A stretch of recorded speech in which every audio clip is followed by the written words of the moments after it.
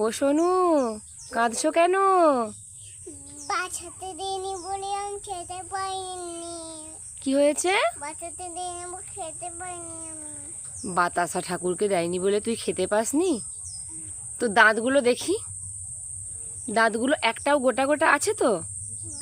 বাতাসা খেয়ে দাঁতগুলো কি করেছিস?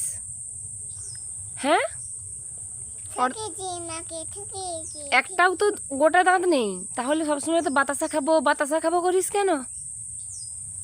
হ্যাঁ, তাতে তো আমার কি? তাতে আমার কি?